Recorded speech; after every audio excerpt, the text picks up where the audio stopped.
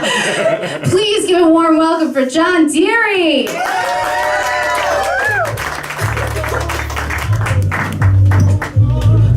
Hey, everybody. Hey. Hey, guys, give it up for the yard sale ladies. We're having a great room, great show, right? Yeah, I'm really excited to be here. I'm really excited to be your Straight White Man of the Month. Wow, what an honor. Speaking of being a white man, I am poor. That's not what we're supposed to do. I am super broke, so poor. And one problem I have with being poor is all of my friends are getting married, and I have nothing for them. I'm just sick and tired of going to your weddings and giving you money for having a better life than me. There's nothing I have that you need. You officially have 2 incomes coming to your home. I have 0.5 incomes coming home. There's what? Why? I recently got invited to a destination wedding. You knew I couldn't go to that, right? You knew when you invited me. There's no way I'm making that. Did you just not want me at your wedding? So you had it all the way over there so I can't come? You just not invite me, that's fine. I don't want to come anyway. I hope your stupid destination wedding turns into a final destination wedding. I hate you so much. Among the things I'm poor about, I don't appreciate bachelor parties before the wedding. I can't get into that. If I ever got married, I wouldn't have a bachelor party. Instead, what I would do is I would have a bachelor's degree party. It's where all your friends just help you pay your student loans for a little while. I have an English degree, I really need the help. Oh man, I essentially have a college participation trophy. My diploma just says, nice try, asshole. That's all it says. I'm having a hard time finding a job, and my dad was trying to get on my level. He's like, you know what the problem is? It's all these Mexicans coming over here, getting all the good jobs. I was like, yeah, Dad, all the Mexicans getting the good English degree jobs. I'm sure that's what's happening. What was I talking about? I was talking about weddings. I went to a wedding pretty recently, and my friend's dad heard I did stand-up comedy, so he was so excited to tell me jokes all night. And none of them were good. His go-to joke was every time the groom would walk by, he would elbow me in the ribs and say, "We got a dead man walking." It's like, that's not good. But if you think about it though, weddings and funerals, they are pretty similar when it comes down to it. Like every time I go to one, I just always wish it were me. Am I right, you guys? Oh, my big day's coming. You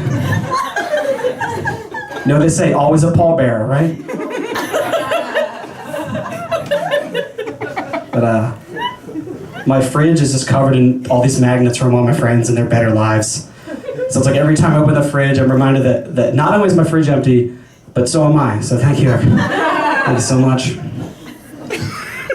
Now along with that, my friends are having children, so we get the we're expecting magnets. So my fridge is just covered in this shit. It's covered in it. And I don't know who came up with the rule that the we're expecting magnet has to be like some cheesy, lame joke. Like I have one, it's the 2 of my friends dressed as pilgrims. And it says, this Thanksgiving, the turkey won't be the only thing that's stuffed. Yeah, that's so bad, right? What? What I want to do is I want to send them a magnet of my own. What it's going to be a photo of me and have a gun in my mouth. And it says, not gonna make it to Thanksgiving. Yeah. That joke's great because it's a pun and it's about suicide. It's got everything. It's got everything you want in a joke. Some of my friends, instead of having kids, they're getting dogs. And they think that's the same thing as having a kid. They're like, oh, my dog's my kid. It's like, yeah, no dog owner has ever gone out for cigarettes and never come home. Like, that's not a fair comparison. I think I'm just being bitter because I'm single. Well, I'm recently broken up with, so I guess I'm single and ready to mingle, as they say. It's like a fun way to say I'm alone, right? It's fun. No, I went through a breakup. It wasn't great. And she was like, this is a really bad time for a breakup. I was like, is there ever a good time for a breakup? But breakups are like diarrhea. It's like, this isn't a good time, but I really have to go, you know? Get me out of here. I knew we weren't compatible because she said to me one day, she was like, in 3 years, I see us married with a home, thinking about children. Where do you see us? And I was like, what Marvel movie is coming out? That's as far as I thought I had. I'm sorry. What I'm gonna miss most about the relationship is the tickling, I think. I already miss it. Not a whole lot of tickling as a single adult man. She really helped me find myself. I didn't notice before I did. I'm super ticklish. Without her, I never would have known I have a super ticklish asshole. Like, it's so ticklish. It doesn't tickle when I touch it, but I'm just dreading being back on like the dating market. I'm so bad at it. One of the biggest issues I have is just I'm not romantic at all. The most romantic thing I've done in the last 5 years was I bought a second pillow for my bed. That was it. Because girls think it's weird if you have one pillow. Like, pillow talk in my bedroom is just, who gets this pillow? And that's it. They used to be like, what kind of guy only has one pillow? I was like, I don't know what kind of girl, can't take a hint, you need to leave? Please leave. It's time to go. Get out. You know? I just generally have like weird luck in relationships and dating and sex. Like, I went home with a girl and I thought I was gonna get lucky, and we were in the bedroom and she said to me, John, look, I'm not gonna sleep with you. I'm not comfortable being the kind of girl who sleeps with 2 guys on back-to-back nights. It's like, no, it's fine. You can say no. That's... No. She's like, look, I'm sorry. It's just that I have this date tomorrow night and he seems really great. Yeah. Another girl declined the opportunity to have sex with me.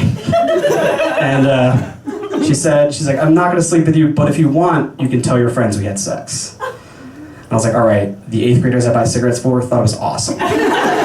So cool to them. Yeah, definitely. I did have sex with a 20-year-old, so that was pretty cool, right? I just turned 30, and that's gross, but like, yeah, it's cool. But she bummed me out. She was like, oh, I love older guys. You're so hot. I was like, I'm not like an older guy. I'm older than you, but I'm not like an older guy. She's like, no, that's a compliment. Like, older guys, they got their shit together. They know how to fuck. I was like, yeah, I'm definitely not older guys. To be honest. Well, my least favorite part of dating is just the first impression. I'm terrible at first impressions. Notoriously bad at first impressions. I'm actually so bad at first impressions that my mother gave me up for adoption. So that's how that goes. Yeah. So, you know, it's hard to feel comfortable, confident on a first date when you couldn't even nail that first date of birth, you know? Well, that one just made me sad, I'm sorry. But like, no, like I'm in a great family now. Like my mom, like my rebound mom, she's like, the first time I saw you, it was love at first sight. I knew that you would be my son. And that's a really nice thing to say, right? That's really nice. And I turned to my dad, I was like, Dad, did you feel the same way? He's like, you're the only white baby they had. Yeah. Guy's a sweetheart. It's really weird when you're the adopted friend, though, because like now I'm at a point in my life where like my friends, the novelty of like cougar bars is really cool to them. They're like, let's go get some older ladies. I was like, guys, I'm gonna sit this one out. She's out there somewhere, you know? Let's not roll the dice on that. Oh, they dragged me there one time and I just talked to Asian ladies. I was like, this seems safe. I'll go with this. People often like to ask me though if I ever tried to find my birth parents, and that's a hard no, because the last thing I need is more parents to disappoint. You know? Not going for it. But I don't know. I did recently learn about my birth mother a little bit. I learned that I was her 5th son. That's so many sons. Apparently, she was trying to start the worst basketball team imaginable. Just stocky little Jew guys to lose to the Globetrotters, I guess. We need more of those. I don't know, at least I know that like me and my birth mother at least share one thing in common, and that's her distaste for using condoms. So, I don't know, that's what I'm closing on. Have a good night, guys. Thank you so much.